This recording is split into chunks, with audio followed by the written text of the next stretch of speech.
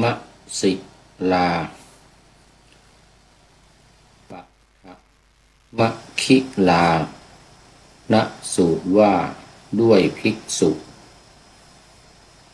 ผู้อาพาธพักอยู่ในวัดพระเชตวัน ภิกษุรูปหนึ่งเข้าไปเฝ้าพระชินนมาร กราบทูลพระองค์ท่านว่าในอารามโน้นมีภิกษุใหม่รูปหนึ่งซึ่งอาพาธรับทุกขีเป็นไข้หนักเหลือดีขอพระองค์ทรงเยี่ยมเยียน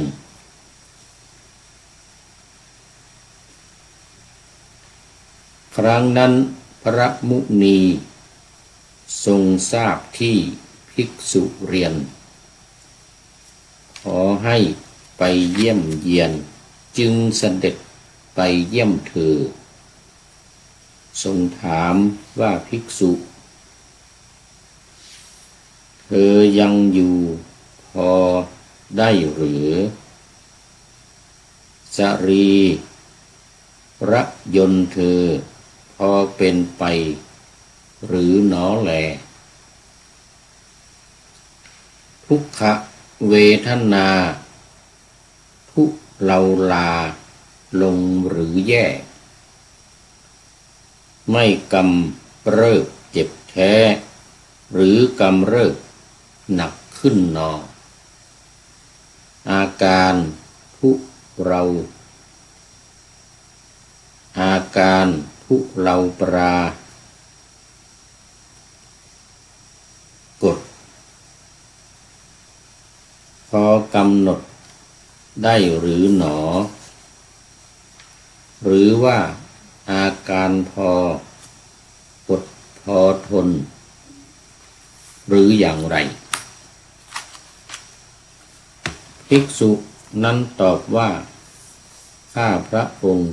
ไม่สบายจะเป็นอยู่ไม่ได้ทุกขเวทนากรรมเริ่มหนักขึ้นแทบไม่ทุเราไปเช้าจดค่ำไข้หนักอาการกรรมเริ่มปรากฏการทุเราไม่ปรากฏเลยละพระผู้มีพระภาคเจ้าถามว่าเธอนั้นเล่าไม่รำคาญบ้างหรือไรภิกษุนั้นตอบว่าข้าพระองค์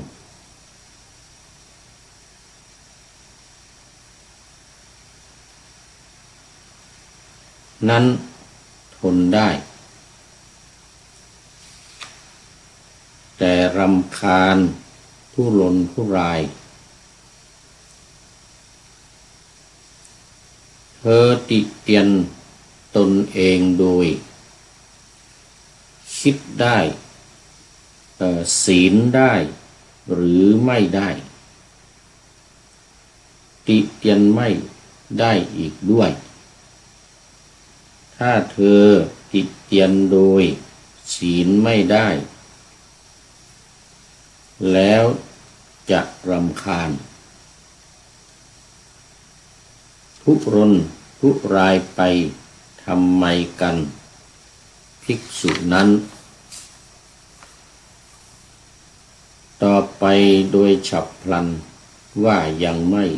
รู้ทั่วธรรมที่พระองค์แสดงเพื่อความแจ้งแจ่มชื่นช่ำหมดจด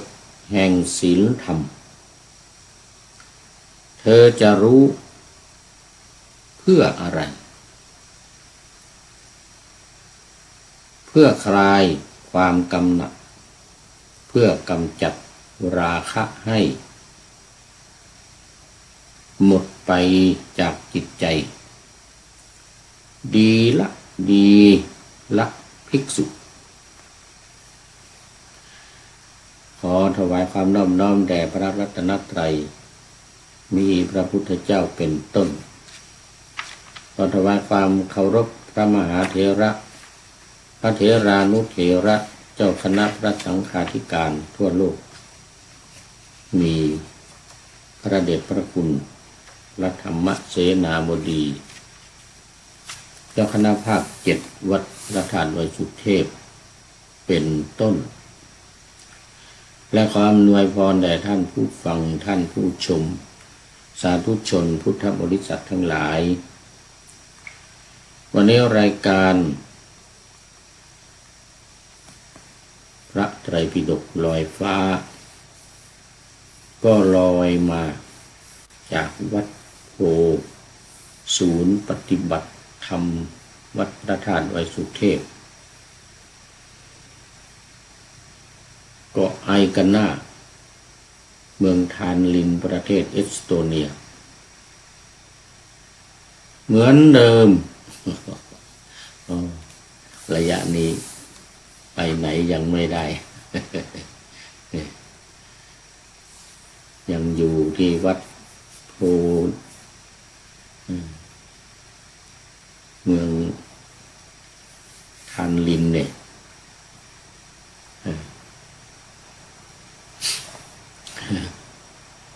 แล้วก็กิจกรรมการปฏิบัติธรรมการอบรม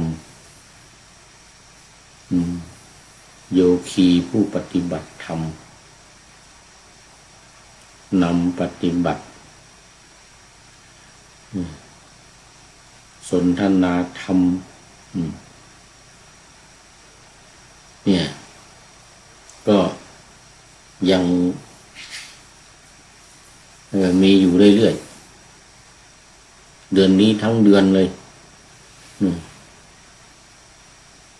ตั้งแต่เดือนที่แล้วมาเดือนนี้โดยเฉพาะตอนนี้ก็มีโยคีผู้ปฏิบัติบวชเป็นสามเณร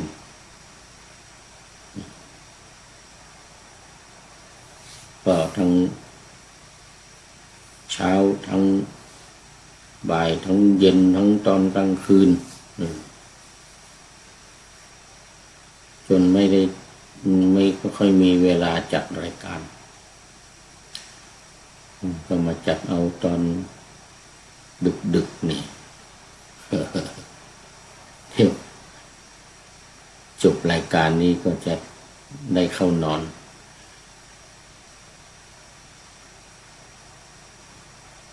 แล้วก็ขอประชาสัมพันธ์งานของวัดพระธาตุดอยสุเทพอีกนิดหนึ่งคือวันนี้วันที่7นี่จะมีกิจกรรมการจัดงานเฉลิมพระชนมพรรษาของพระบรมราชินีพระพันปีหลวงสมเด็จพระนางเจ้าสิริกิติ์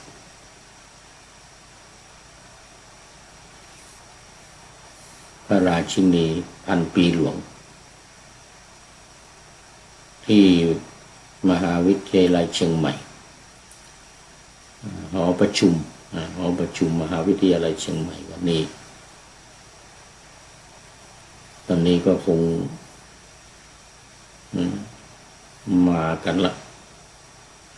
8 โมง 9 โมงนี่ก็เริ่มกันละ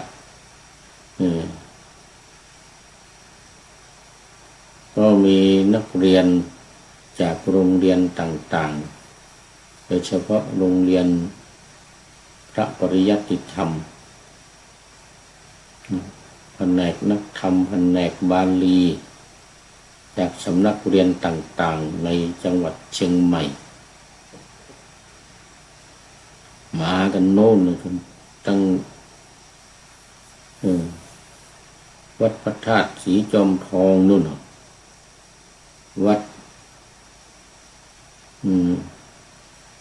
ดอยสะพันยูนั่นมาอำเภอแม่วางในอำเภอเมืองนี้ไม่ต้องพูดถึงมากันทุกโรงเรียนโรงเรียนบาลีสาธิตโรงเรียนอะไรสามัคคีวิทยาทานโรงเรียนการกุศลวัดพระสิงห์ธรรมราชศึกษาตอนนี้ขอต้อนรับพระเดชพระคุณหลวงพ่อสุทธิสงึมรำ Good morning Happy birthday ยกหัวใจขึ้นมาแล้วขอบคุณมากสาธุครับผมหลวงพ่อตอนนี้เมืองไทยก็6:30แล้วนี่6:00 เช้าขอบคุณหลวงพ่อคงทำวัดเสร็จพอดีทำวัดเช้าเสร็จพอดี6:30วัดพระธาตุดอยสุเทพก็เสร็จแล้วนี่ทำวัดเช้าเสร็จเรียบร้อยแล้วตั้งแต่6:15 6:20 นาทีเดี๋ยวสัก7:00ก็บิณฑบาตไม่เกิน7:15 นาทีบิณฑบาตพระเดชพระคุณหลวงพ่อทำบุญตักบาตรทุกวัน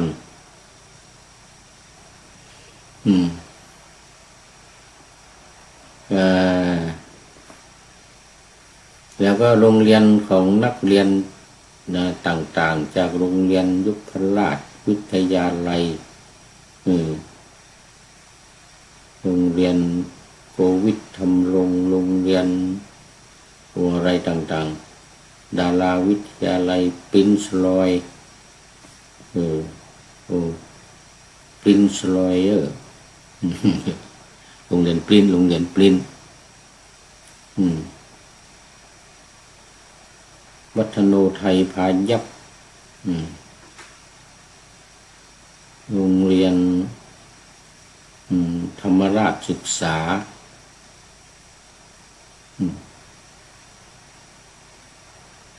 นอกจากโรงเรียนพระปริยัติธรรมแล้วก็โรงเรียนปริยัติสามัญต่างๆวัดต่างๆโรงเรียนดอยสะเก็ดพระตุงศาสตร์อย่างนี้นี่พระภิกษุสามเณรก็พากันมานักเรียนทั้งหลายดาราวิทยาลัยพุทธิโสพลโรงเรียนต่างๆในอำเภอเมืองและอำเภอรอบนอกก็มากัน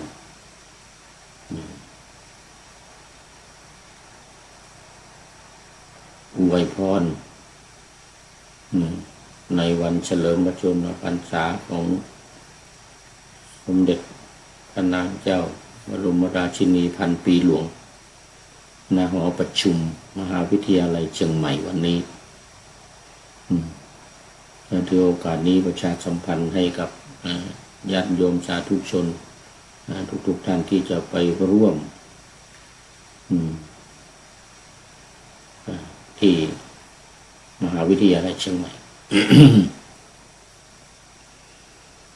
แล้วตอนนี้ก็เข้ามาสู่เนื้อหาสาระของพระไตรปิฎกกันเลยวันนี้วันนี้เป็นอ่านผิดถูกชิลานวะหมวดว่าด้วยภิกษุผู้อาพาธเมื่อ2-3 วันที่ผ่านมาก็ทอดกฐินทอดพระป่าโรงพยาบาลสงฆ์มหาราชนครเชียงใหม่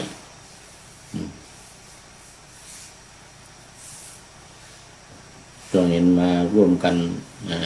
มากมายทั้งในจังหวัดเชียงใหม่และภาคเหนือทุกจังหวัด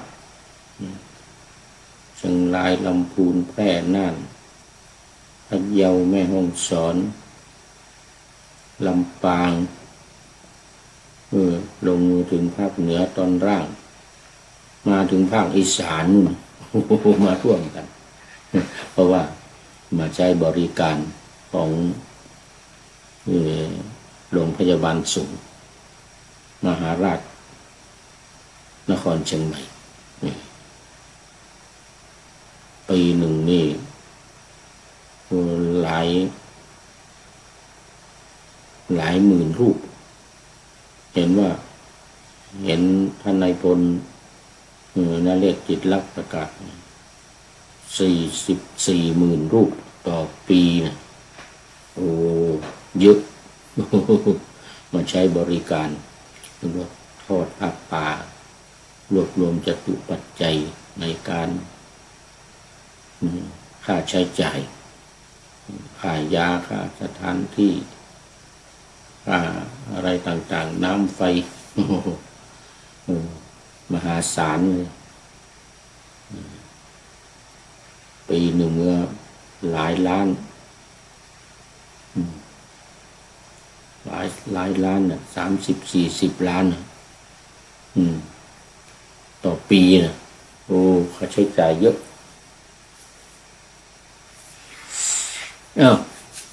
ที่ลานนะ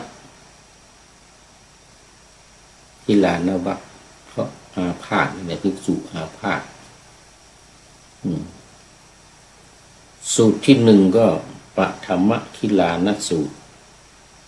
ว่าด้วยภิกษุผู้อาพาธสูตรที่1เหมือนกับที่ปานาธรรมาสไว้ปัฏฐม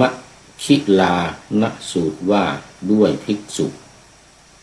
ผู้อาพาธพักอยู่ในวัดพระเชตวันภิกษุรูปหนึ่งเข้าไปเฝ้าพระชินนมานกราบทูลพระองค์ท่านว่าในอารามโน้นมีภิกษุใหม่รูปหนึ่งซึ่งอาพาธรับทุกขีเป็นไข้หนักเหลือดีขอพระองค์ทรงเยี่ยมเยียนครั้งนั้นพระมุนีทรงทราบที่ภิกษุเรียนขอให้ไปเยี่ยมเยียนจึงเสด็จไปเยี่ยมเถิดอันนี้เป็นพระเมตตาเป็นความอนุเคราะห์ของพระพุทธองค์แล้วถ้าเราไปที่โรงพยาบาลสงฆ์มหาราชนครเชียงใหม่ก็จะเห็นป้ายใหญ่ประกาศว่าโอ้ญาติโยมทั้งหลายผู้อุปถัมภ์อุปถากอยากจะอุปถากเราตถาคตก็ขอให้บริจาคภิกษุเองขอให้อุปถัมภ์อุปถากภิกษุไข้เถิด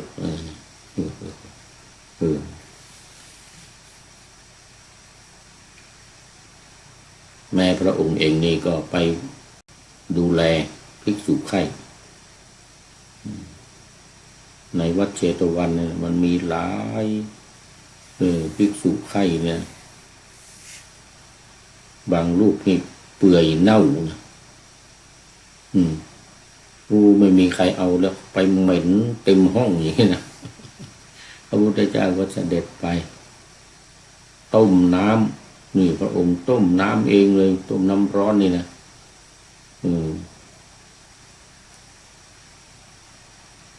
ให้ล้างตัวล้า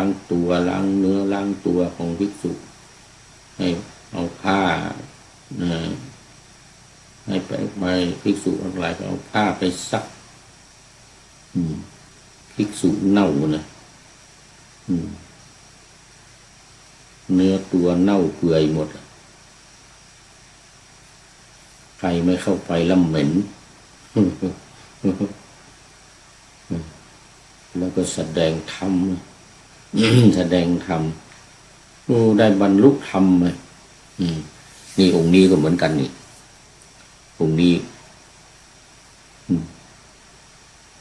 พระพุทธองค์เสด็จไปแล้วก็ไต่สวนทวนถามเธอก็ปฏิบัติธรรมไปในตัว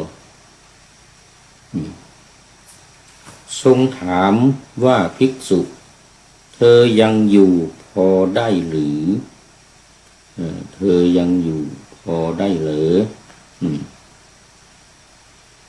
สรีระยนต์เธอพอเป็นไปหรือหนอแลสรีระยันตังหรือสรีระยนต์นี่นะยนต์คือสรีระคือร่างกายเนี่ยเป็นยนต์เป็นยันตะยนต์ที่เราใช้กับรถยนต์นะรถยนต์ที่หมุนไปนะที่ขับเคลื่อนไปรถยนต์หรือว่าเกวียนหรือว่าล้อหรืออะไรต่างๆนี่เรียกว่ายนต์นะรถยนต์รถมอเตอร์ไซค์ใช้เครื่องยนต์เอามาจากคำเนี่ยสรีระยันตังก็คือหมายถึงว่าสรีระเนี่ยมันเป็นยนต์มันเป็นเครื่องที่ทำให้จิตใจของเราเนี่ยยังไม่ตายยังอยู่ได้เรื่องสรีระยันตังนี่สำคัญมากยนต์คือสรีระนี่นะมันมี9นะยนต์คือสรีระเนี่ยก็คือทวารทั้ง9ในตัวเราเนี่ยอันนี้ก็เป็นยนต์เหมือนกันทวารทั้งหลายเนี่ยถ้ามันมีทวารนี่อะไรออกไม่ได้นะตามันทัดแล้วมันมี9เลยนะตาหูจมูกปากตาหูตา2จมูก2หู2เป็นอะไรล่ะปาก1เป็น7ทวารเบาเป็น8ทวารหนักเป็น9ในผู้ชายแต่ผู้หญิงนี่มี10นะผู้หญิงนี่มี10เพิ่มช่องคลอดเพิ่มช่องคลอดเข้ามานอกนั้นเหมือนกันนั้นผู้หญิงก็นอกจากทวารหนักทวารเบาแล้วก็มีช่องคลอดอีกสำหรับคลอดบุตรที่ตั้งครรภ์ขึ้นมาแล้วก็บุตรจะคลอดออกมาก็เลยมี10ผู้หญิงพิเศษมี9เหมือนกันกับผู้ชายแต่ว่าผู้หญิงมี10อันนี้ก็เป็นยนต์เหมือนกันก็เรียกว่ายนต์ทั้ง9นวะสรีระยันตังในภาษาบาลีจะมีว่านวะสรีระยันตังพระพุทธองค์เสด็จไปไหนก็จะถามว่าพวกเธอพอเป็นไปได้ไหมสรีระยนต์สรีระยันตังนวะสรีระยันตังพอเป็นไปได้ไหมมันจะมีว่าขาถ้ามียังยาปณียังเนี่ยนะมันจะเป็นศัพท์พวกนี้นะที่พระพุทธองค์ใช้ตลอดเวลามีภิกษุมาหาหรือว่าไปเจอที่ไหนเนี่ยนะก็จะถามอย่างนี้แหละอย่างร่างกายเนี่ยสรีระเนี่ยสรีระยันตังเนี่ยให้เป็นพอไปได้ไหมยาปณิขาเทนียังยาปณียังพอไปไหมพอกินพออยู่ไหมให้บิณฑบาตอาหารการกินอะไรนี่พอยังชีวิตให้เป็นไปได้ไหมนี่จะถามอย่างนี้ตลอดนี่ก็ถามภิกษุนี่ถามภิกษุว่าพอเป็นไปได้ไหมสรีระยนต์นี่นะสรีระยนต์ของเธอนี่นะพอเป็นไปได้ไหมพอเป็นไปได้หรือหนอแลเหมือนกันนะทุกขเวทนาทุกขเวทนาทุเลาลาลงทุเลาลาลงหรือแย่เหมือนกันนะไม่กำเลิกเจ็บแท้หรือกำเริบหนักขึ้นหนอหรือกำเริบ ถ้าไข้หนักถ้าป่วยหนักนี่เขาเรียกว่าอาการมันกำเริบถ้ามันทุเลาเบาบางลงก็เรียกว่ามันไม่กำเริบอาการไม่กำเริบปรากฏใช้ศัพท์เหล่านี้อาการทุเลาปรากฏพอกำหนดได้หรือหนอ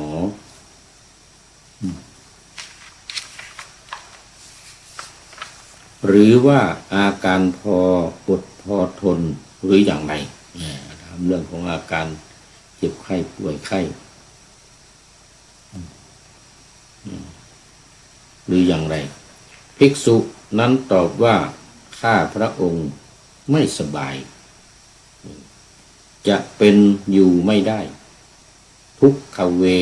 ทนากรรมเริ่มหนักขึ้นแทบไม่ทุเลาไปเช้ายันค่ำไข้หนักอาการกรรมเริ่มปรากฏการทุเลาไม่ปรากฏเลยละพระผู้มีพระภาคเจ้าถามว่าเธอนั้นเล่าไม่รำคาญบ้างหรือไรถามว่ารำคาญหรือเปล่าจะจู้จี้ไปหน่อยก็แต่ไม่ใช่มันจะเข้าหาธรรมะเนี่ยมันจะเข้าหาธรรมะก็เลยถาม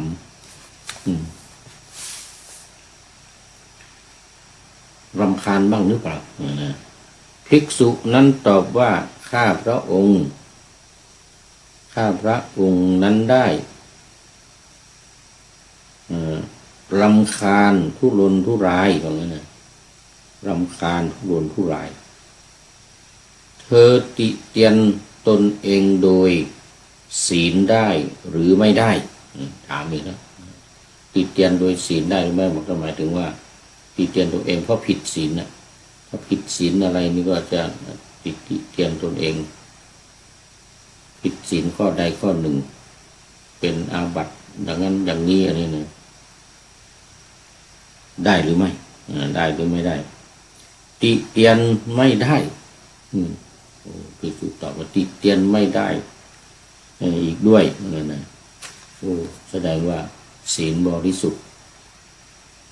ปฏิบัติรักษาศีลบริสุทธิ์ไม่สามารถติเตียนตัวเองโดยศีลได้เลยติเตียนไม่ได้ถ้าเธอ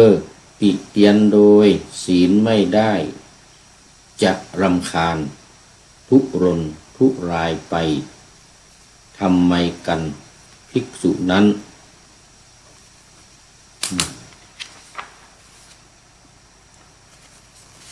ต่อไปโดยฉับพลันว่ายังไม่รู้ทั่วธรรมคือยังไม่ได้บรรลุธรรมยังไม่ได้ตรัสรู้ยังไม่ได้อริยะ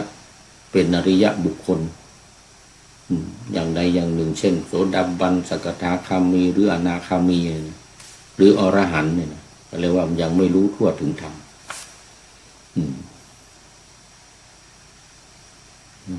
ยังไม่รู้ทั่วธรรมยังไม่รู้ทั่วธรรมที่พระองค์แสดงเพื่อความแจ้งแจ่มชื่นช่ำหมดจดแห่งศีลธรรมเหมือนกันนะเพื่อให้บรรลุนิพพานเนี่ยเรื่องมันนะเรื่องการได้การบรรลุธรรมอย่างใดอย่างหนึ่งมีเป้าหมายสูงสุดคือนิพพานความหมายของเขาเธอจะรู้เพื่ออะไรพระองค์ถามต่ออีกเธอจะรู้เพื่ออะไรเพื่อคลายความกำหนัดเพื่อกำจัดราคะให้หมดไป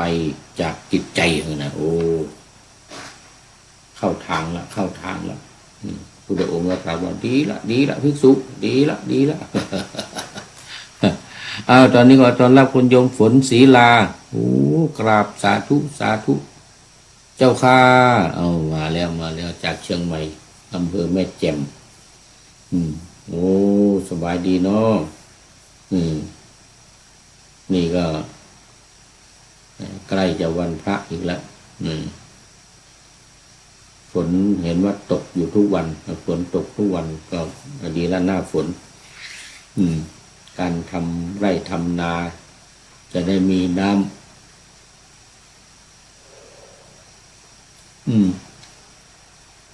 ทั้งนาน้ำฟ้าทั้งนาน้ำฝน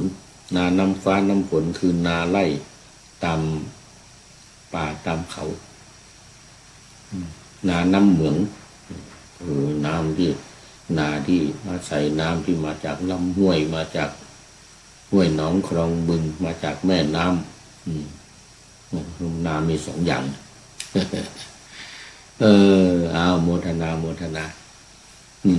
ตื่นมาแล้วนี่โยมฝนโยมฝนศรีลาจากเชียงใหม่อำเภอแม่แจ่มอันนั้นการปฏิบัติธรรมเนี่ยคือการพยายามในการที่จะให้คลายกำหนัด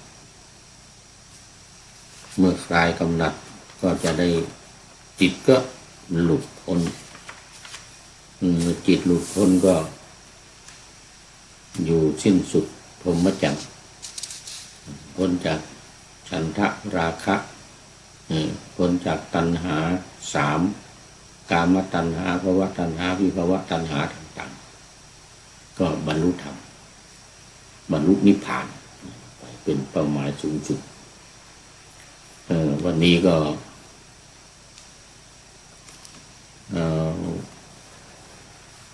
ได้มา1 สูตรแล้วเนี่ยวันนี้ได้มา1 สูตรคือคิลานะปัฐมคิลานะสูตรคือสูตรที่1เดี๋ยวจะมีสูตรที่2อีกจะมีสูตรที่2สูตรนี้ที่พระพุทธองค์ตรัสก็คือพอพระพุทธองค์ทรงทราบว่ามีภิกษุไข้แล้วก็เป็นภิกษุที่ไม่มีใครรู้จักเลยไม่มีใครรู้จักเพราะด้วยอาศัยความอนุเคราะห์เมตตานุเคราะห์ของพระพุทธองค์ก็เสด็จไปถึงที่อยู่เลยไปถึงที่อยู่ของภิกษุภิกษุนั้นเมื่อพระพุทธองค์เสด็จไปมองเห็นแต่ไกลก็รีบพยายามลุกขึ้นพยายามลุกขึ้นทั้งที่ว่าไม่ค่อยสบายเพราะว่าจะลุกขึ้นต้อนรับพระพุทธเจ้าพระพุทธเจ้าว่าไม่ต้องภิกษุอยู่ที่เตียงนั่นแหละเนี่ยอาสนะเขาปูลาดไว้สำหรับพระตถาคตแล้วนอนให้สบายแล้วก็ไต่สวนทวนถามอย่างที่ว่ามาอย่างที่ปานาธรรมาสไว้ภิกษุเธอสบายดีหรือยังพอเป็นอยู่ได้หรือทุกขเวทนาทุเราเบาบางลงหรือว่าความกำเริบขึ้นหรือมีความกำเริบขึ้นหนักขึ้นอาการทุเราปรากฏหรืออาการกำเริบไม่ปรากฏหรืออย่างไร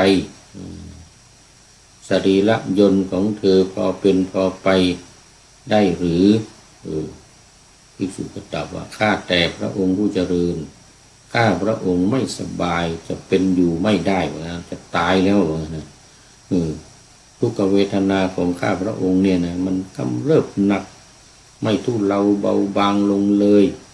อาการกำเริบปรากฏอาการทุเลาไม่ปรากฏพระพุทธเจ้าข้านะภิกษุเธอรำคาญทุรนทุรายบ้างหรือเหมือนกับที่ว่าเมื่อกี้นี้ข้าแต่พระองค์ผู้เจริญความจริงข้าพระองค์เนี่ยรำคาญทุรนทุรายมากพระพุทธเจ้าข้าทุรนทุรายมากภิกษุเธอติเตียนตนเองโดยศีลได้หรือไม่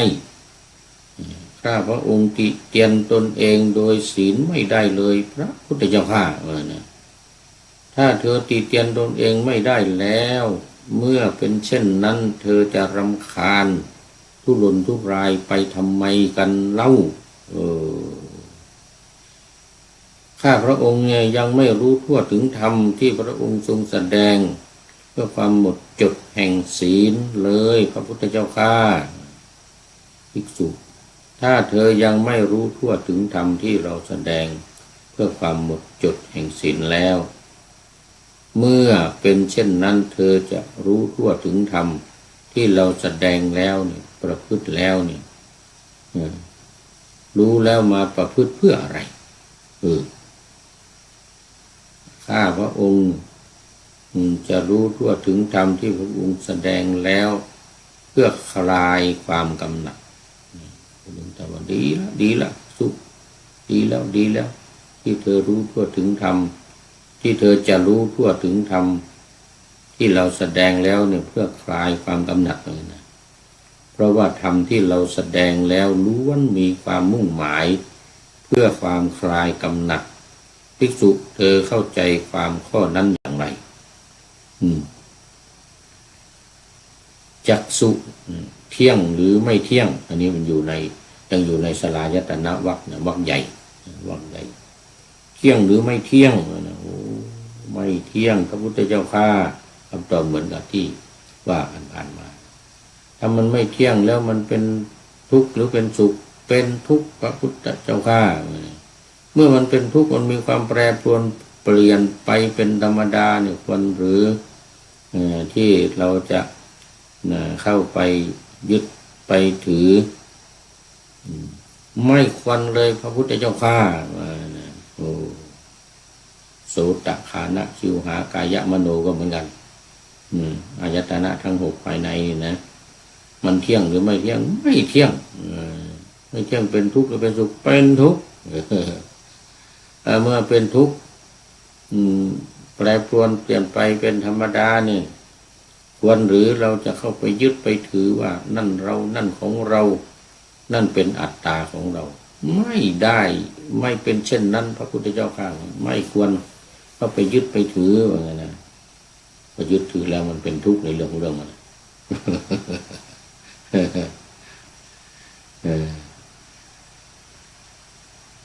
ภิกษุอริยสาวกผู้ได้สัตดับเห็นอยู่อย่างนี้ย่อมเบื่อหน่ายในจักษุในโสตคือประสาทหูคานะคือจมูกชิวหาคือลิ้นกายะคือกายมโนคือใจมโนคือใจเมื่อเบื่อหน่ายเมื่อคลายกำหนัดจากขันธ์ทั้งห้านี้แล้วก็ย่อมหลุดพ้นจิตย่อมหลุดพ้นเมื่อจิตหลุดพ้นก็รู้ว่าหลุดพ้นแล้วรู้ชัดว่าชาตินี้สิ้นแล้วพรหมจรรย์อยู่จบแล้วกิจที่พึงทำอย่างนี้อีกไม่มีก็บรรลุถึงความเป็นพระอรหันต์เมื่อพระองค์ตรัสว่าตัดไวยากรณภาสิทธินี้อยู่ธรรมจักษุอันปราศจากทุลีปราศจากมลทินได้เกิดแก่ภิกษุนั้นว่าสิ่งใดสิ่งหนึ่งมีความเกิดขึ้นเป็นธรรมดาสิ่งนั้นทั้งปวงมีความดับไปเป็นธรรมดาบรรลุเป็นโสดาบันเป็นโสดาบันแล้วอยู่ต่อมาไม่ช้าไม่นานปฏิบัติธรรมไปก็ได้บรรลุเป็นพระอรหันต์อันนี้ภิกษุไข่ภิกษุไข่แล้วก็ไม่มีใครรู้จักภิกษุทั้งหลายก็ไม่ยอมดูแลไม่ยอมอะไรเพราะว่ามาจากไหนก็ไม่รู้จักพระองค์ก็ไปโปรดแสดงธรรมให้ได้บรรลุธรรมได้สำนึกได้จิตสำนึกสูตรนี้ปฐมสูตรนี้ก็จบสูตรที่หนึ่งต่อไปทุติยคิลานสูตรที่สองว่าด้วยภิกษุผู้อาพาธสูตรที่สองอันนี้จะมีเนื้อหาตอนต้นเหมือนกันจะไม่แตกต่างกันตอนท้ายหน่อยคือภิกษุที่ รูปหนึ่งเข้าไปเฝ้าพระผู้มีพระภาคแล้วก็กราบทูลพระผู้มีพระภาคขอพระองค์ไปเยี่ยมเยียนเหมือนกันพระผู้มีพระภาคสดับว่าภิกษุเป็นไข้ไม่มีใครรู้จักเข้าไปเยี่ยมเยียนแล้วก็ถามเหมือนเดิมถามเหมือนเดิมนี่แหละที่ปานาธรรมาสไว้เมื่อกี้นี้สบายหรือไม่สบายยังไงแล้วว่าเธอรำคาญไหมไม่รำคาญเธอภิกษุแต่ว่ารำคาญเหมือนเดิมแล้วก็ที่ว่า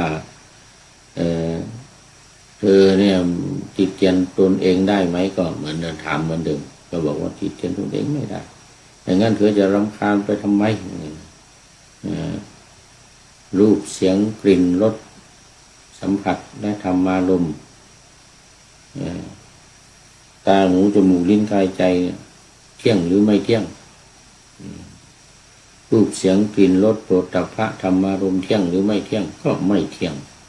ควรเข้าไปยึดถือไหมไม่ควรเข้าไปยึดไปถือให้เกิดความทุกข์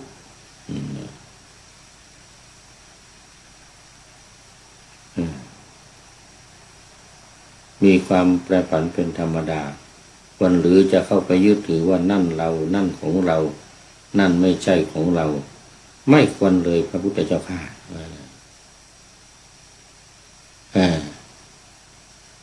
ผู้หลวงตรัสภิกษุอริยสาวกผู้ได้สดับเห็นอยู่อย่างนี้ย่อมเบื่อหน่ายแม้ในจักขุแม้ในโสตคานะชิวหากายมโนวิญญาณมโนสัมผัสเบื่อหน่ายอันนี้ย้ำเข้ามาในเรื่องของว่าในสูตรนี้จะย้ำเข้ามาในเรื่องของว่า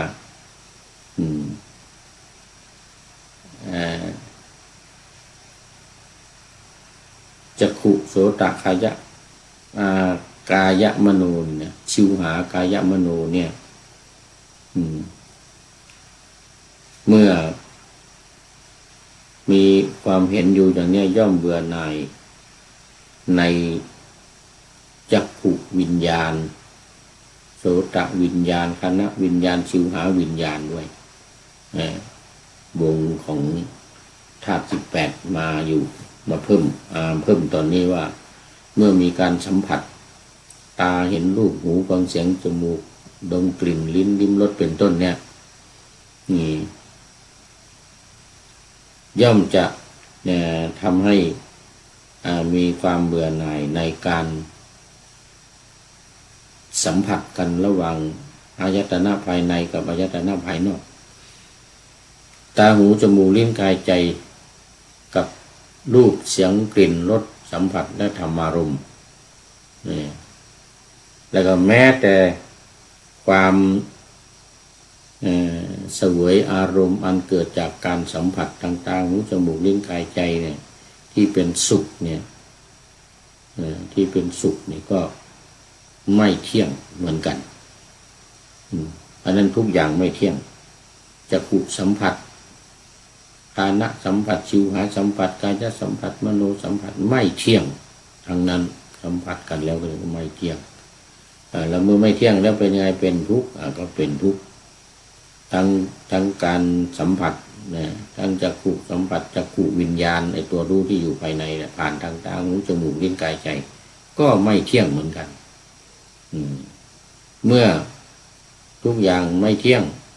ทั้งการสัมผัสทั้งการรู้ผ่านทางตาหูจมูกลิ้นกายใจไม่เที่ยงแล้วควรหรือที่จะเข้าไปยึดไปถือว่าเป็นเราเป็นของเราเป็นอัตตาของเรา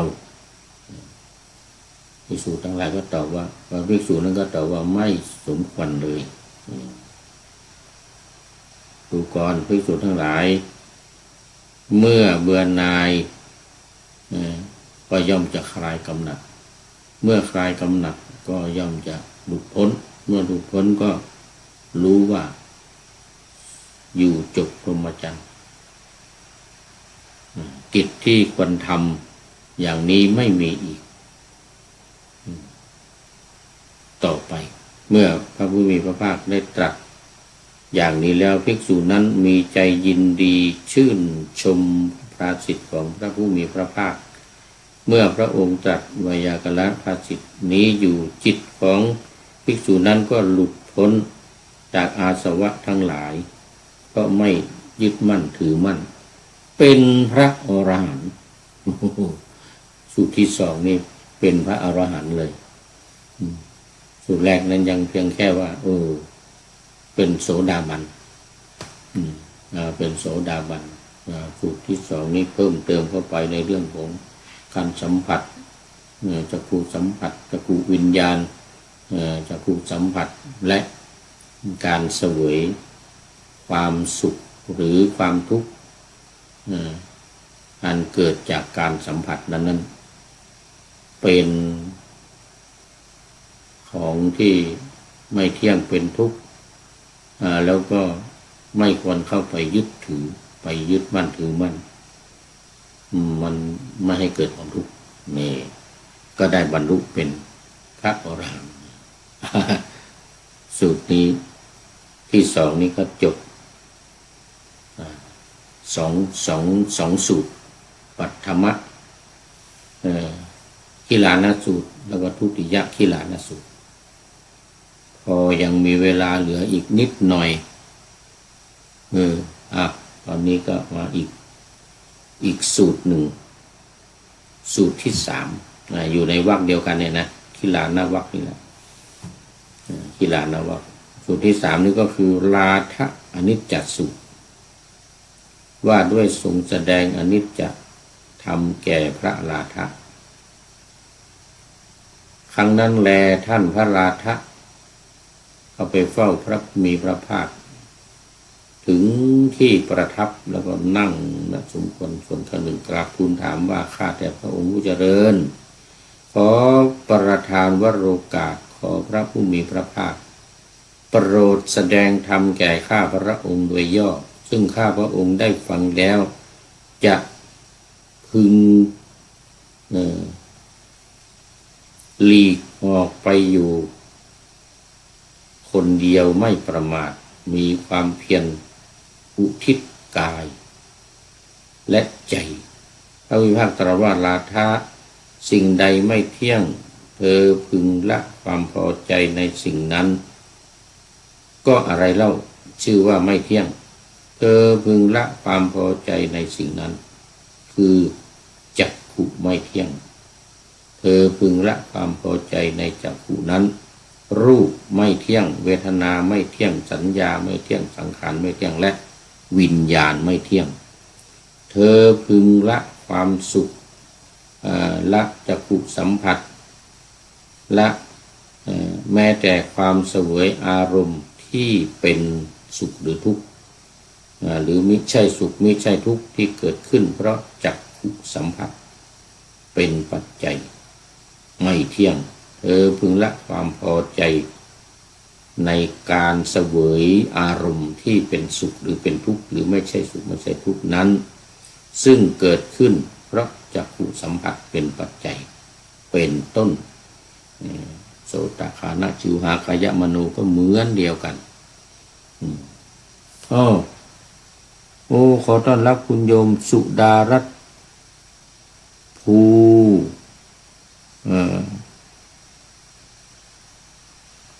กองชัยหรือว่าผู้กองชัยสาธุข้าวนะหรือว่าพุกเนี่ยก็ไม่แน่ใจตรงนี้อ่านนานมาแล้วโมรณานี่นานมาแล้วไม่ได้เข้ามาคุณโยมสุดารัตน์มันจะเป็นพุกกองชัยหรือเปล่านะหรือว่าเป็นพุกองค์ชัยจะเป็นพุกกองชัยนะสาธุเป็นท่านสุดท้ายนะเนี่ยหมดใกล้จะหมดเวลาแล้วนะเป็นท่านสุดท้ายในวันนี้ต่อจากคุณโยมฝนศรีลา อันนี้ต้องไปดูโปรไฟล์ต้องดูโปรไฟล์อีกทีหนึ่ง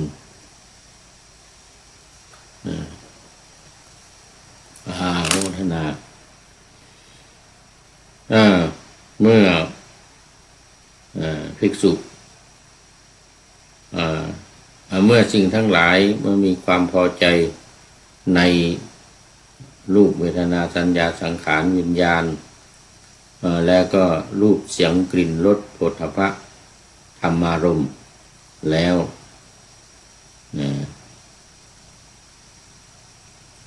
และการเสวยอารมณ์ที่เป็นสุขหรือเป็นทุกข์หรือไม่ใช่สุขไม่ใช่ทุกข์ที่เกิดขึ้นเพราะมโนสัมผัสเป็นปัจจัยก็ไม่เที่ยงเธอพึงละความพอใจในการเสวยอารมณ์นั้นๆเพราะว่าเป็นสิ่งที่ไม่เที่ยงเป็นทุกข์และเป็นอนัตตาราคะสิ่งใดไม่เที่ยงเธอพึงละความพอใจในสิ่งนั้นเถิดลาทะอนิจจสูตรที่3นี้ก็จบจบตอนนี้ดูไปดูมาเวลายังพอมีอีกนิดเอาอีก1สูตร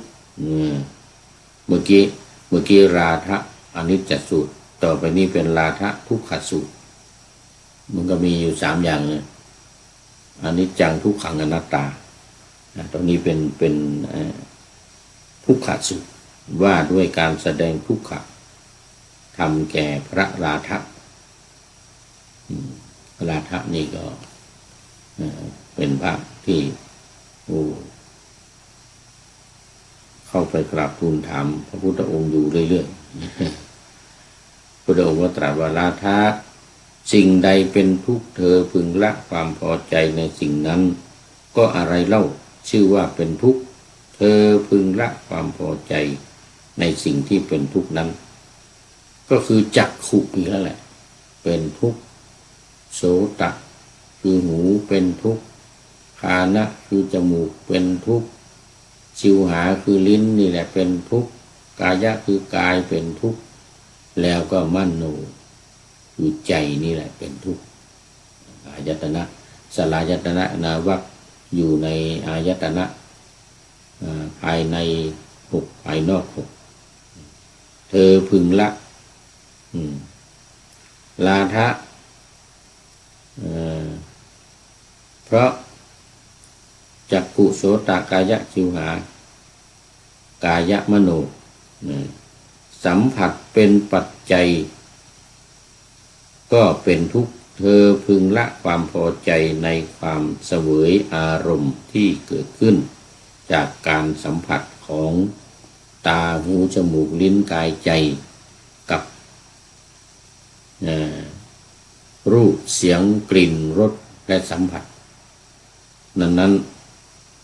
เธอพึงละความพอใจในสิ่งนั้นซึ่ง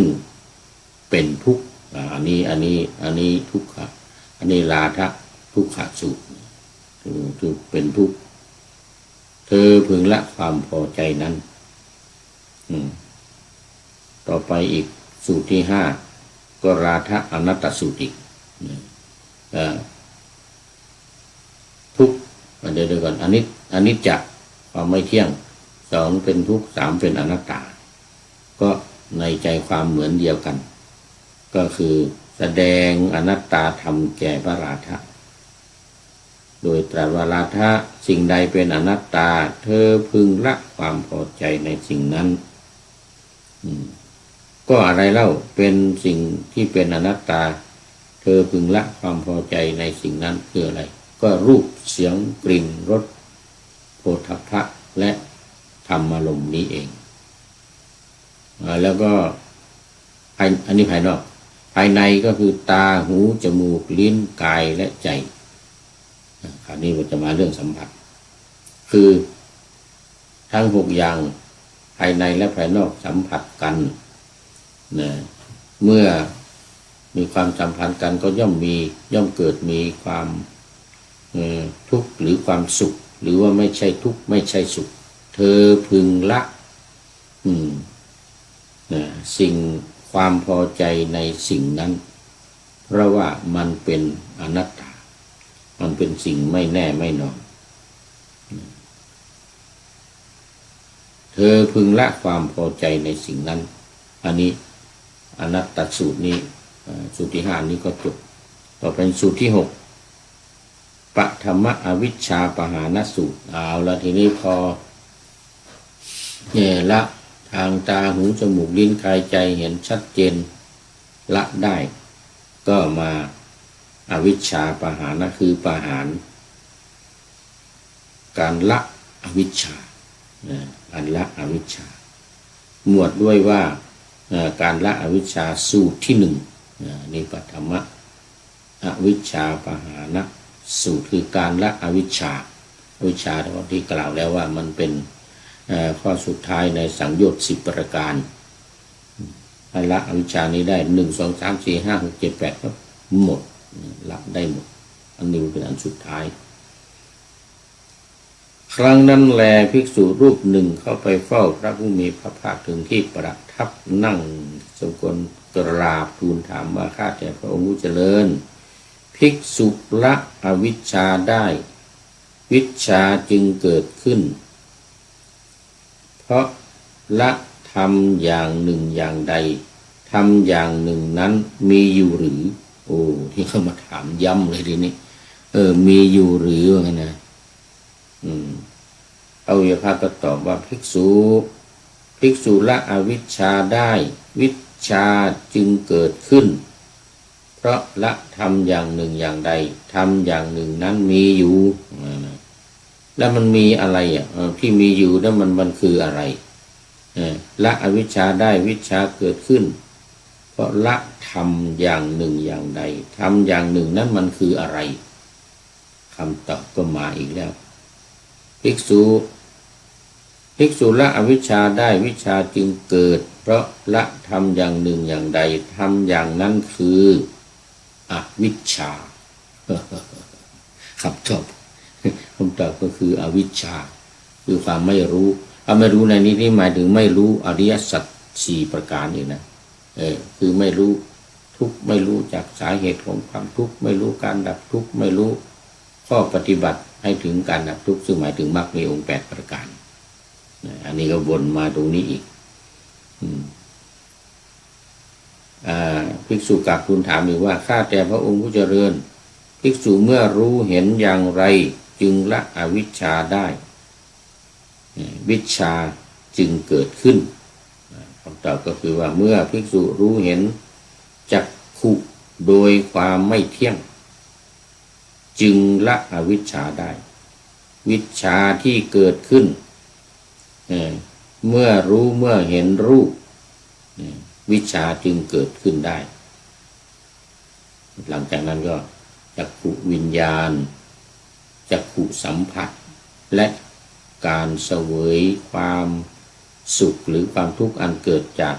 จักขุสัมผัสนั้นโดยความไม่เที่ยงจึงจะละอวิชชาได้วิชชาจึงจะเกิดขึ้นได้แล้วก็เมื่อรู้เห็นโสตคานะชิวหากายมโนคือหูจมูกลิ้นกายและใจเมื่อรู้วิชชามันจึงดับจึงเกิดอวิชชาจึงจะดับไปเมื่อรู้เห็น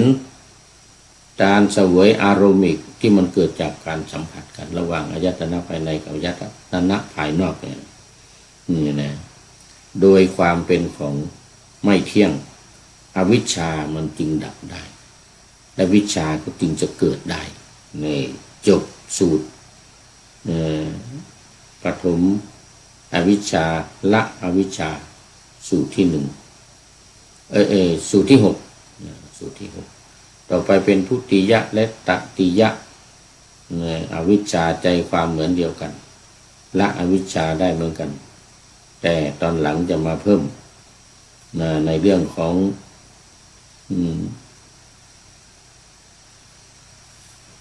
ความเน้นในเรื่องของความเที่ยงเป็นทุกข์และมีความแปรปรวนเป็นธรรมดาไม่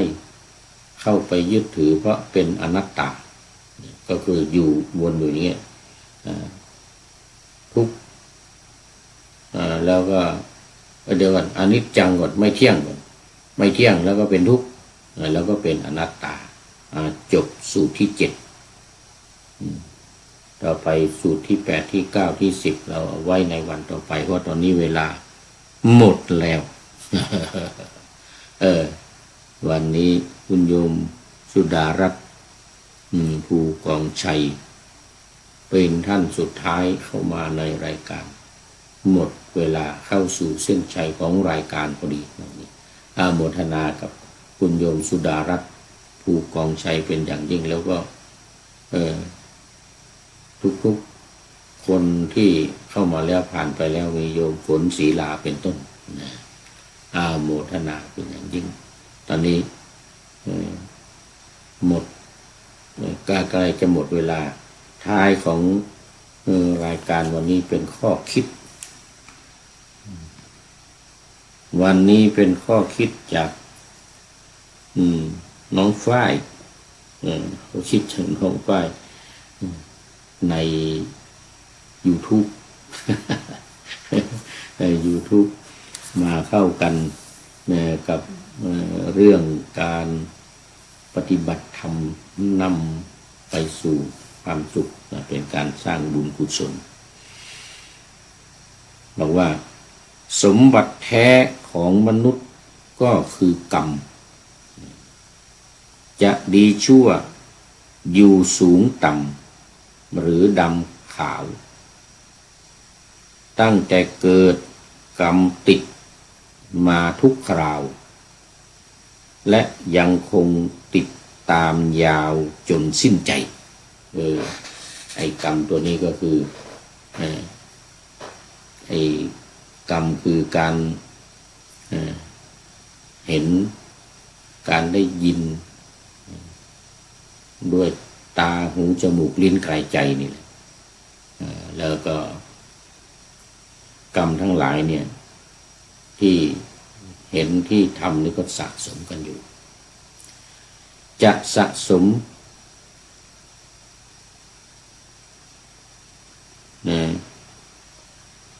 กรรมดีก็ตามแต่ติดตัวไปไม่ได้แน่เจ้าเห็นไหมที่หอบเอาได้เพียงกรรมนำพาไปแล้วฉะไหนยังแก่งแย่งชิงดีกันเราเกิดมาเพื่อแย่งชิงเท่านั้นหรือจะเป็นเขาหรือว่าเธอแม้ตัวฉันจะโกรธเกลียดมัวอาฆาตทำไมกันเพราะสักวันเราทุกคนล้วนจากลาเราเกิดมาสะสมกรรมกันทั้งสิ้นจะมัวกินเที่ยวจนหมดวาสนาหรือตั้งหน้า